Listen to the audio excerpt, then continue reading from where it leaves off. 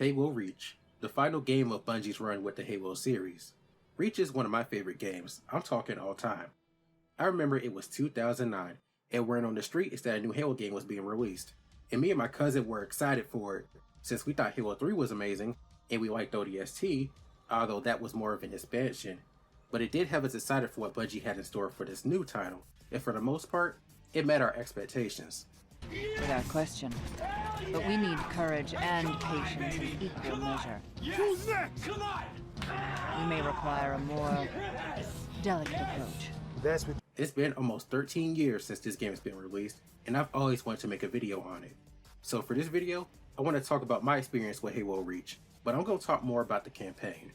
As this is a retrospective, there will be spoilers, but let's go ahead and get into this. I am going to be talking more about the campaign in this video, but I did want to talk about the Halo Reach beta for a moment. I remember playing the beta back in the day. All you needed to have was the ODST campaign disc and you were good to go, from May 3rd to the 20th of that year at least. Me and my cuz tried to get as much time in with the beta as possible. In my opinion of the game for the most part was positive. It looked and felt promising, but it did suck that they removed dual wielding. I was feeling the armor abilities in the new Invasion game mode. I don't really play Invasion, but hey, it was something new and I was all for that. I was excited for this game to drop. I wasn't able to get it day one, which sucked, but a few months later I had Halo Reach. My cousin had moved out by the time I had the game, so I went solo for this game's prime. What really made Halo Reach stand out for me was its story. Reach has one of the best stories in the franchise, definitely in the top 3. What made the story so unique is that the story revolves less around the characters and more on Reach itself. This game is a prequel that puts us right into the fall of Reach, a few weeks before the beginning of Halo Combat Evolved, and as such, this is one of only 2 mainline games where the Master Chief doesn't make an appearance. The other is ODST. The main characters for this game are Noble 6 and Noble Team, consisting of the leader, Carter, his second-in-command, Kat, George, June, and Emil. Noble 6 is the character that we play for this game, and outside of their history as being a lone wolf, they're basically a blank slate.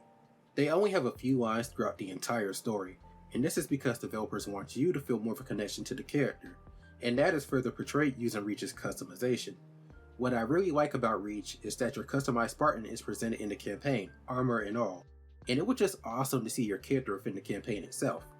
Speaking of the campaign, this is arguably the darkest story within the Halo timeline. As I stated before, this campaign takes place during the fall of Reach, and that alone sets this story apart from the rest. This is shown through the game's grittier art style and character designs. The fall of Reach was the lowest point of the Human Covenant War, and if the beginning of the campaign tells you anything, it's that this is a bittersweet story. When I play through the campaign, I feel this sense of desperation, a struggle for survival, and those words perfectly describe Reach's overall tone. The game starts out with Noble Team, on the orders of Colonel Holland, investigating the sudden loss of transmission at Visegrad Outpost. Noble was expecting insurrectionists or something like that, but what they discovered is much worse. We already know who it is, but I can appreciate the build-up. From how one of the farmers mentioned something killing his son in the fields, to seeing the remnants of an interrogation, you know the Covenant are going to appear, it's just a matter of when. And there they are. It's interesting that some of the first Covenant troopers you see is a new enemy, the Skirmishers. They're basically a stronger cousin of the Jackals. As such, the Covenant likes to deploy these guys in a more offensive role. But as a whole, this is the Covenant depicted at their strongest and most terrifying. The Elites definitely feel stronger, and their design is beefier than their past counterparts, but at the same time, they look their coolest as well, especially the Zealot class. The Zealots get the best introduction. After you get to Visegrad Outpost, George finds one of the researcher's daughters still alive. But out of nowhere, the Zealots drop down and start swinging, but they get repelled easily, and they took a hostage, so you know we're gonna have to go deal with that. You get the outpost running again, but yeah, things are about to get bad. You can feel how serious the situation is by the end of the mission. Holland's words to Carter said it all. Barely getting you. What's your situation? Over? Colonel, this is Noble 1. There are no rebels. The Covenant are on Reach. Acknowledge? Come again, Noble One. Did you say Covenant? Affirmative. It's the winter contingency. May God help us all. From here, it's about mounting a sustainable defense and reconnaissance, as the second mission has you defending Sword Base, Oni's research facility. Due to the nature of the facility, orbital bombing isn't an option, so you gotta go in on foot. In this mission, you get acquainted with more of the game's mechanics. This game introduced armor abilities. You've already been acquainted with Sprint. That ability has caused so much debate since its inception. There are a number of abilities that you can obtain, but in this mission, you get a chance to use Armor Lock. This ability has also been debated. It allows you to be invisible for a few seconds, and when you come out of it, there's an EMP discharge which stops vehicles. It's a very versatile ability. You also get to use the target locator to unleash hell on a pair of wraiths. It's glorious to watch the destruction.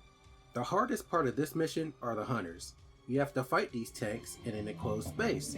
I'm surprised the Marines have held out until you get there. But it's not all bad because you have Cat with you.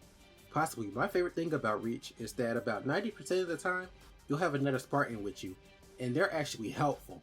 It makes these missions so much more fun when you're tearing shit up with another badass, and your help actually does damage. The Marines aren't too bad either, they're helpful as well. In this mission, you get to ride around in a Gauss Hog, and the Marine will put in work with that thing. Look at him, he hit the 710 split on some Revenants. Nice spare!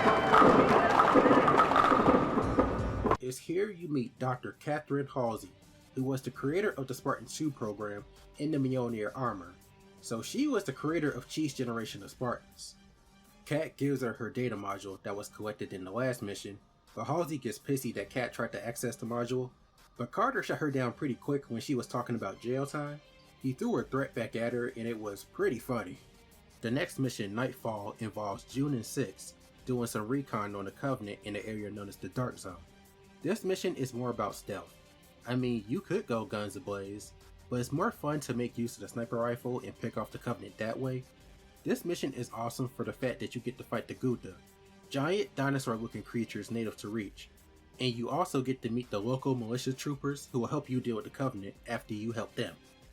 I love this conversation between June and the troopers, and in my opinion, this is what makes June such a cool character. A little more action than we're used to. You Spartans are good in a fight. What are you doing here? Whole area is supposed to be evacuated. Didn't like leaving it to someone else to protect our home, so we came back. For this. We have them hidden all over the territory. You know, this stuff is stolen. What, you gonna arrest me? No, I'm gonna steal it back. The militia troopers bring up a hydro plant deeper in the zone. The Covenant has set up a stealth pylon outside the plant. This allows them to shield themselves from sensors so they can move large groups in secrecy. Cat instructs June and Six to put a remote charge on the pylon. When the two get to the end of the Dark Zone, ooh boy, you get a view of exactly what the Covenant are up to. The Covenant has deployed a large invading force, and in the mission Tip of the Spear, their goal is to destroy the Covenant's AA guns in a deployment spire, which allows them to transport large troops, but it also acts as their base of operations. You get to see Cat destroy the pylon with the charge you set up in the last mission. You gotta love that continuity. This mission is fun mainly because of the choice of weapons and vehicles you get to use. You get to use a rocket hog to take out the first gun, and I like to commandeer a Revenant for the second gun. The Revy, as I like to call it, is sort of a mix between a Wraith and a Ghost. It's more maneuverable than a Wraith, but it does fire plasma like one as well. Fun fact, there's a factory section before the second gun. If you take out the Zealot before he escapes, you get an achievement. After you take out the guns, you meet up with George to go and take out the Spire. You get to the Spire, but its outer barrier has an EMP effect and that causes the Falcon to crash. The crash scene is not pretty.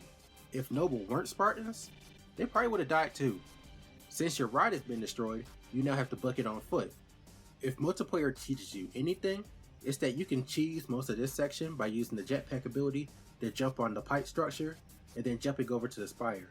You head up and deal with the Covenant in the control room. Six brings down the shields and you get the hell out of there so that the UNSC frigate can destroy the Spire. But soon after that, the frigate was destroyed by a Covenant supercarrier. Just when you think the UNSC has caught a break, it's ripped away by a much bigger threat. That supercarrier has to be destroyed, but reinforcements are days away, and most of the UNSC nukes are either out of system or went down with the ships that carried them. But Cat has an ingenious yet devious idea to use a slip space drive as a makeshift bomb. This leads into my second favorite mission, Long Night of Solace. This mission is unique when it comes to Halo missions, as you get to do something that hasn't been done since this game. You get to fight the Covenant in space using sabers, which are highly classified starfighters. The saber program itself is very hush-hush, however it seems that the Covenant have caught wind of it as they're attacking the station, so you gotta kick some ass. The assault on the beach is awesome, the music slaps, and it makes the action feel fast-paced. When I first played this mission, I was fighting to the music, which almost got me killed, but I couldn't help it. I was ready to pack up some coveys. I enjoyed the space warfare a lot when I first played it. It was something different and a lot of fun. I hated fighting the Sarahs, but they presented a unique challenge with their rocket-resistant energy shields. Fighting on the Ardent Prayer was pretty fun, especially near the beginning when the anti-gravity is off. However, the most memorable part of this mission is the end. The Covenant have been neutralized, but there's a problem. The Pelican and the Drive were destroyed during the fighting, and right in line with his character, George sacrifices himself and saves Six by pushing him back towards Reach. George completed the mission. The supercarrier is destroyed, but there's no victory here, as a massive Covenant fleet arrives in orbit over Reach, which makes it feel like you did all that for nothing.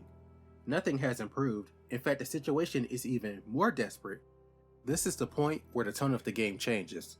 At first, you know the situation is serious, but you've been taking it to the Covenant, so you would think there's a fighting chance. But it's at this point that you start to understand how screwed everyone truly is. We've lost a brother, and it's only going to get worse from here. Six lands back on Reach near the supercarrier crash site and manages to reach the city of New Alexandria, which is currently under siege. The Covenant is really tearing shit up by this point. This mission is Exodus, and it's become my favorite mission in the game. You're separated from Noble Team, so in the meantime, your goal is to link up with the army and ODSTs to help the citizens evacuate the city. The beginning of this mission always put me on edge. Apparently, the Grunts have a suicide pact or something, because there's a building full of them, and as soon as they see you, they light their plasma grenades and they're coming for your ass. It's unsettling, but not challenging, as all it takes is some headshots and they're down, and the dropped plasma grenades can take out other Grunts nearby. What makes this part cathartic is when you kill one Grunt at the top of the stairwell and the other just blow up in spectacular fashion. The best part of this mission is when you join up with the ODSTs. This group is known as the Bullfrogs. These guys specialize in jetpack combat, and it's fun jumping from building to building, kicking brute ass. You fight for the first time in the game. If the elites are at their strongest in this game, then the brutes are at their weakest, but you still need to be mindful of them. There are a lot of brute chieftains in this mission who are trying to take your head off. Once you secure the landing zone in the Texius Towers, you're off towards the coast, where your job is to get the missile batteries back online. With those back online, they can target the Corvette and allow the evac transports to escape. You can see the situation unfolding on your way there. You can try and help the Marines, but there's too much going on, not to mention the Corvette taking out a transport ship. That dude really should have waited. There is a way to cheese this part. After you activate the missile batteries, you still have to get to the control room to make them target the Corvette. If you still have the jetpack, you could creep over towards the control room, fly in the room, and press the button before the brutes and the chieftain have time to react, and you can end the mission right there. After the mission, Kat radios in, and Six tells her what happened to George. Six signals for a pickup, and that leads into the next mission, New Alexandria. In this mission, you're flying around in a Falcon and helping the Marines destroy some Covenant jammers. This mission is unique in that the jammer missions can be assigned in any order each time you play it, and that includes the sub-missions, where there's an even bigger pool of missions to be chosen from. In one of the sub-missions, you can help escort Buck from ODST, so that was cool. I call bullshit on this Hunter mission though. I hated this part back then, and I hate it now. A group of Marines ended up getting surrounded by Hunters inside a nightclub. How did y'all get yourselves into this situation? There's like 4 Hunters in here, hell, I got destroyed by one of them on my last playthrough, but that was my fault, because I wanted to be Rambo and left myself open. Next time around, I took things a lot more seriously and disabled the jammer. You simply can't play around with Hunters no matter the difficulty. The end of this mission was the most memorable for me. As you can see, New Alexandria is for the most part destroyed. The Spartans have met up at the Oni building. They talk about George, but they're also trying to assess the situation. Not too long after, they receive an urgent message from Colonel Holland, informing them that they're being redeployed to Sword Base. But soon after that, the Covenant retreat because they're about to start glassing the city. As the group is running to a fallout bunker, Kat is shot in the back of the head by a jackal and a phantom. This hurt my soul because it was so unexpected. Why weren't your shields up, Kat? Why? Okay. The visual of Carter carrying Kat's lifeless body, it just hurts. We already lost George, now we done lost our sister. The fall of New Alexandria was a huge blow to the UNSC's efforts, and it's at this point that the Spartans and UNSC have realized they're going to lose reach. The next mission is called The Package, and we've returned to Sword Base, and it's looking quite different than before. This reminds me of Assault on the Control Room, where you return to the same location, but you play the mission in a different way. The atmosphere around the base is different than before. The first thing you may notice is that the abandoned outpost at the beginning of the level is flooded. The theory is that the area was glassed from high orbit. That would explain why Sword Base itself is still intact, but everything around it is destroyed. Noble's mission here is to do a torch and burn operation, but when they get to their prearranged coordinates, there's nothing there. Auntie Dot receives some new coordinates, and soon after, a hidden door is revealed that leads to a Forerunner cavern. It's revealed that Dr. Halsey was the one that summoned them. She asked for their assistance in defending her lab while she decrypts the final information from the Forerunner ruins. This mission is fun because you get a lot of toys to use against the Covenant.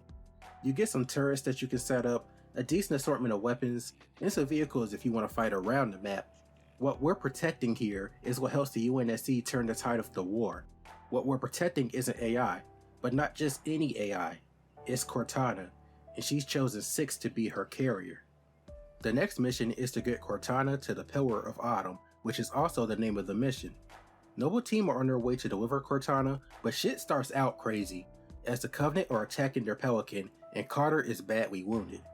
He orders 6 and Emil to complete the mission while he distracts the Covenant.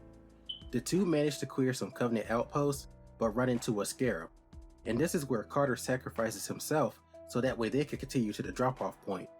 Like George, the man went out in an awesome way, and it was on his terms. Rest easy, soldier. And now there are only 2. Well, 3. June is still alive. He's escorting Dr. Halsey to safety. My favorite part of the mission is when you're fighting at the back of the ship facility, as Emil and 6 have to carve open some airspace for Keys to land. Emil is on the mass driver cannon, blowing phantoms away, while 6 and the Marines deal with the Covenant on the ground. This part was always frustratingly fun, because there are a lot of enemies here. Look at me get bum rushed by a brute. There are a lot of Covenant in general, and it's hard protecting Marines and dealing with the Covies at the same time. I like to try and save a few, because the Marines can be helpful here, and you feel more fulfilled if you keep them alive. Get what I'm saying? Noble eventually secures a landing zone, and look who's there to collect the package. Captain Keyes. It was nice seeing him again considering what happened in the first game. Meanwhile over at the cannon, the elites manage to reach Emil. He kills one, but the other one comes and stabs him in the back. With the energy he has left, he stabs the other elite in the neck, taking him down with him. Even facing death, this dude is badass. Now only 6 is left, and Keyes offers him a ride up out of there, but 6 stays to make sure that he gets away. After defeating the Covenant and getting up to the cannon, you can see where the fight happened, and there's Emil's body. Rest in peace, man. It was awesome being in control of this gun. You get to blast away at phantoms. They're really no match for this thing. Keyes' ship returns to the Pillar of Autumn, and 6 watches the ship fly away, completing the mission. In the epilogue, the Pillar of Autumn is seen flying towards a Halo ring, essentially transitioning into the beginning of Halo CE. However, we're not done yet. There's one mission left to do. The final mission is called Lone Wolf. It is basically a fight until you die mission. 6 is alone, fighting against the Covenant, and while he puts up a good fight, he's eventually overwhelmed and killed by a group of elites. It's kinda poetic. 6 came in as a lone wolf, and he died as one as well. The last image you see is 6's helmet in a desolate field. The area was glassed by the Covenant, but this was followed by his helmet shown in a vibrant field. This tone shift is to show that all is not lost, because thanks to Noble Team's efforts, the beacon of hope has made it off-world to the Pillar of Autumn, and eventually, the one man who's going to save the galaxy. It was shown to us that we would die from the very beginning of the story. The beginning shot of 6's helmet mirrors the end, and I thought that was a nice touch. In this game, we weren't a one-man killing machine. This was a group of soldiers that were trying to survive. They were fighting for reach and also for each other. And by the end, only one man was still alive to carry on the spirit of Noble Team. Reach was Bungie's farewell to the series, as they would go on to create Destiny, and what they left us was one of the greatest games in the series. Reach was divisive when it came out, but I think with time, people have come to appreciate it. My gripes with Reach came more on the multiplayer side of things, but one thing that I did like was how some multiplayer maps were based off portions of story missions. For example, Boneyard was based off Pillar of Autumn. I suck at Boneyard, but I thought that was cool. But as far as the campaign is concerned, I enjoyed it from beginning to end, and I'll always come back every now and then to replay the story. Part of it is for nostalgia, but it's also because Reach is just a great game. Thank you for watching, guys. Feel free to leave a like, comment, and subscribe, and I'll see y'all in the next one. Peace. DDDJ Sonic 3.